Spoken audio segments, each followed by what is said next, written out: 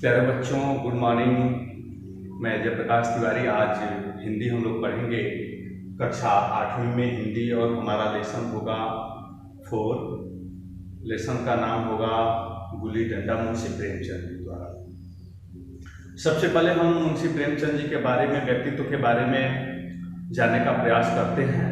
तो मुंशी प्रेमचंद जी का जन्म वाराणसी के समीप लम्ही नामक गांव में सन 1880 ईस्वी में हुआ था और 31 जुलाई को इनको कहानीकार और उपन्यासकार के रूप में ख्याति मिली है। सबसे पहले इन्होंने मानसरोवर के 8 भाग किए और उन मानसरोवर के 8 भागों में लगभग इन्होंने 300 कहानियों का लेखन किया। 1 दर्जन उपन्यास के साथ साथ 3 नाटक और 7 बाल कहानियां इन्होंने लिखा, और बाद में हंस नामक पत्रिका का इन्होंने संपादन भी किया। आज हमारा विषय है गुल्ली डंडा, जो देहात का एक बहुत ही प्रसिद्ध खेल रहा है। भले ही आज हम विलायती खेलों की तरफ रुझान कर चुके हों, विलायती खेलों की तरफ हम बढ़ते जा रहे हों, लेकिन पहले समय में हमारे गांव का सबसे प्रसिद्ध खेल था गुल्ली डंडा। इसमें ज़्यादा खर्च की आवश्यकता नहीं थी, ज़्यादा लोगों की आवश्यकता नहीं थी, ज़्यादा वस्तुओं की आवश्यकता नहीं पड़ती थी। बस 2 व्यक्ति आ जाएं तो गुल्ली और डंडा शुरू हो जाता था। एक पेड़ की टहनी काट लेते थे, उससे गुल्ली का निर्माण करते थे और एक डंडे का निर्माण करते थे, और 2 लोगों में ही खेल प्रारंभ हो जाती थी। इसलिए राइटर ने गुल्ली डंडे को सभी खेलों का राजा कहा है।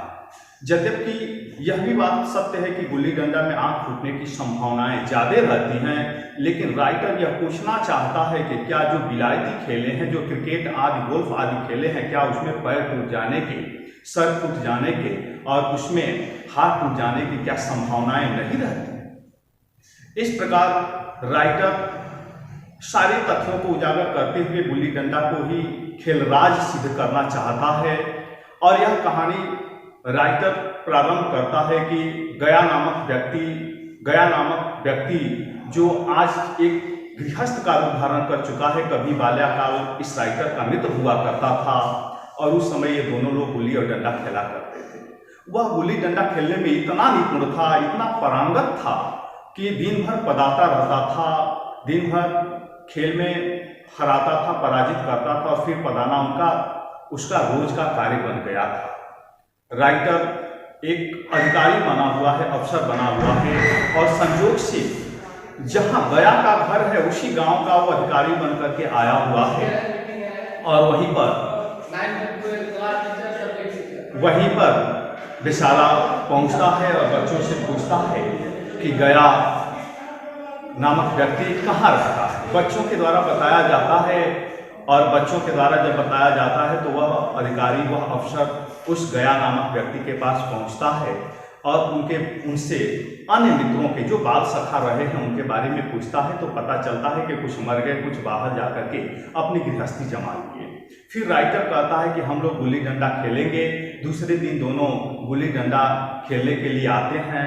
राइटर बेईमानी पर बेईमानी, वैमनस्य पर वैमनस्य करता जा रहा है, लेकिन आज पहली बार ऐसा हुआ है कि जब गया इस बेईमानी में भी कोई प्रतिशोध नहीं करता है, विरोध नहीं करता है। तो आज बस इतनी ही। धन्यवाद।